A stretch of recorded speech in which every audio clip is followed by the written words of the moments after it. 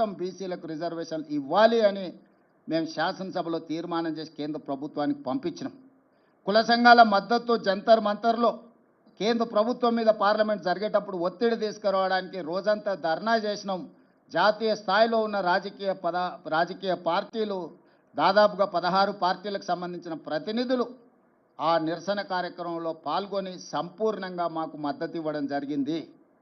ఈరోజు ఈ ఒత్తిడి మేరకు కేంద్ర ప్రభుత్వం నరేంద్ర మోడీ గారు నిన్న జనగణనలో కులగణనను చేర్చుతామని నిర్ణయించారు. ఈ నిర్ణయాన్ని స్వాగతిస్తున్నాము. ఇక్కడ రాజకీయాలకు తావు లేకుండా కేంద్ర ప్రభుత్వాన్ని అభినందిస్తున్నాము. అయితే ఇది అమలు చేసే క్రమంలో తీసుకోవాల్సిన జాగ్రత్తలు, నిర్ణయించాల్సిన సమయం అనేది అత్యంత కీలకము. ఈరోజు ప్రధానమంత్రి గారిని నేను అడుగుతున్నా, మీరు ఎప్పుడు మొదలు పెడుతున్నారు, ఎప్పటిలోగా జనగణన కులగణన చేర్చి పూర్తి చేస్తారో మీరు తేదీలను నిర్ణయించండి. అదేవిధంగా ఇది అమలు చేసే క్రమంలో మీరు తీసుకోబోయే నిర్ణయాలు, అమలు చేసే ముందు వచ్చే సవాళ్లను, సమస్యల్ని ఏ విధంగా అధిగమించదలుచుకున్నారో మీరు అన్ని రాజకీయ పక్షాలతో చర్చించండి. ఇది సీక్రెట్ డాక్యుమెంట్ కాదు, ఇది ఎనీ పొలిటికల్ పార్టీ రెస్పాన్సిబిలిటీ కాదు, ఇది గవర్నమెంట్ ఆఫ్ ఇండియా బాధ్యత. కేంద్ర ప్రభుత్వం ఒక నిర్ణయం తీసుకొని ఒక విధానాన్ని తెచ్చినప్పుడు అన్ని రాజకీయ పార్టీలతోనే పార్లమెంటరీ వ్యవస్థలో భాగస్వాములైన ప్రతి ఒక్కరితో చర్చించి వాళ్ళ సూచనలు తీసుకోవాలి. అందుకే నరేంద్ర మోడీ గారికి సూచన చేస్తున్న గ్రూప్ ఆఫ్ మినిస్టర్స్తో ఒక కమిటీ వేయండి, ఆఫీసర్లతో కూడుకున్న ఇంకొక ఎక్స్పర్ట్స్ కమిటీని వేయండి. గ్రూప్ ఆఫ్ మినిస్టర్స్ రాజకీయ పార్టీలతోని, అదేవిధంగా స్టేక్ హోల్డర్స్తోని, అదేవిధంగా సివిల్ సొసైటీస్తోని చర్చించమనుండ్రి. వాళ్ళ నుంచి వచ్చే సూచనలను, వాళ్ళ నుంచి వచ్చే సమస్యలను, ప్రశ్నలను ప్రభుత్వం వివరణ ఇవ్వడం ద్వారా పారదర్శకంగా ఈ ప్రక్రియను ముందుకు తీసుకెళ్ళవచ్చు. ఇదే కాకుండా ఈ అధికారులు వివిధ రాష్ట్రాలలో గతంలో జరిగిన అనుభవాలను వాళ్ళు తిరిగి తెలుసుకోవాలి, అక్కడి నుంచి సమాచారాన్ని సేకరించాలి. తద్వారా ఈ గొప్ప కార్యక్రమము ఎలాంటి వివాదాలకు తావు లేకుండా పూర్తి చేయడానికి అవకాశం ఉంటుంది. కాబట్టి మీరు అధికారులతో కూడా కమిటీని నిర్ణయించి ఇప్పుడు మీరు చేపట్టబోయే జనగణనలో కులగణన విధి విధానాలు ఏందో నిర్ణయించండి. విధి విధానాలను కూడా పబ్లిక్ డొమైన్లో పెట్టండి. ప్రజల నుంచి సూచనలు తీసుకోండి.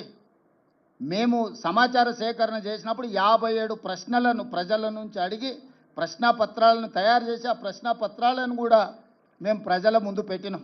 మేము ఏమేమి సమాచారాన్ని సేకరించబోతున్నాం, ఈ సమాచారాన్ని మీ దగ్గరకు వచ్చినప్పుడు మీరు అందరికీ ఇవ్వండి అని చెప్పి ఇట్లా 8 పేజీల 57 ప్రశ్నాపత్రాలు తయారు చేసి ఈ ప్రశ్నలకు సంబంధించిన సమాచారాన్ని సేకరించిన సమాచారాన్ని చాలా గోప్యంగా భద్రపరచడము. వ్యక్తులు, కుటుంబాలకు సంబంధించిన సమాచారాన్ని ప్రజలకు ఇవ్వలేదు. వాళ్ళ సామాజిక వర్గాల యొక్క నిష్పత్తిని మాత్రమే ప్రజలకు వివరించినాం. శాసనసభలో కూడా వివరాలను పెట్టి సభలో చర్చించి ఫైనల్గా ప్రభుత్వం దీన్ని చట్టాన్ని చేసినప్పుడు కూడా సభలో సుదీర్ఘమైన చర్చ చేసి అన్ని రాజకీయ పార్టీలను ఇందులో భాగస్వాములను చేసినాం. ఎక్కడ కూడా మా పార్టీ విధానంగానో మా ప్రభుత్వంలో ఉండే కొద్దిమంది వ్యక్తుల విధానంగానో దీన్ని మేము అమలు చేయలేదు. 4 కోట్ల తెలంగాణ ప్రజలు, ప్రతిపక్ష పార్టీలతో సహా ప్రభుత్వం, అదేవిధంగా స్టేక్ హోల్డర్స్ ఎవరైతే భాగస్వాములు ఉన్నారో, లబ్ధిదారులు ఉన్నారో వాళ్ళు, అదేవిధంగా ప్రజా హక్కుల కోసం పనిచేసే వాళ్ళందరినీ కూడా ఇందులో భాగస్వాములను చేసి వాళ్ళకు నమ్మకం, విశ్వాసం కల్పించి ఈరోజు ఈ కార్యక్రమాన్ని ముందుకు తీసుకెళ్ళినాం. అందుకే ఈరోజు తెలంగాణలో దేశంలోనే మొదటి రాష్ట్రంగా తెలంగాణ నిలబడ్డది. ఇవాళ దేశానికే ఆదర్శంగా తెలంగాణ ముందు వరుసలో ఉన్నది. నిన్న రాహుల్ గాంధీ గారు అదే విషయం చెప్పినారు. తెలంగాణ మోడల్ ఈ దేశానికి రోల్ మోడల్. ఈ రోల్ మోడల్ నుంచి మీరు నేర్చుకోండి, తద్వారా పకడ్బందీగా దీన్ని అమలు చేయండి అని రాహుల్ గాంధీ గారు సూచన చేసినారు.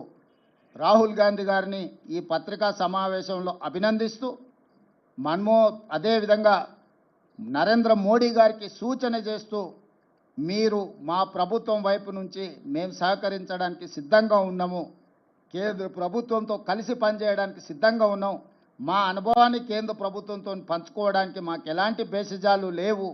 రాజకీయ ప్రక్రియలో కానీ, అధికారుల నిర్ణయాలలో కానీ, అదేవిధంగా ఇప్పుడు జస్టిస్ సుదర్శన్ రెడ్డి, కంచె ఐలయ్య గారు, ప్రొఫెసర్ శాంతాసేన గారు ఇలాంటి మేధావులను కూడా ఈ నివేదిక ఇచ్చి ఏ రకంగా ఈ నివేదిక ద్వారా ఈ పేదలకు ఇందులో భాగస్వాములకు న్యాయం చేస్తామో కూడా ఒక ఎక్స్పర్ట్స్ కమిటీని కూడా వేసి వాళ్ళ నుంచి కూడా మేము అడ్వైస్ తీసుకుంటున్నాము. ఎందుకంటే నివేదిక తయారు చేయడంతో మన బాధ్యత అయిపోలేదు. ఆ నివేదిక ద్వారా నిజమైన పేదలకు లబ్ధి చేకూరాలి, నిజమైన బలహీన వర్గాలకు మేలు జరగాలి అన్న ఆలోచన కృత్రిమంగా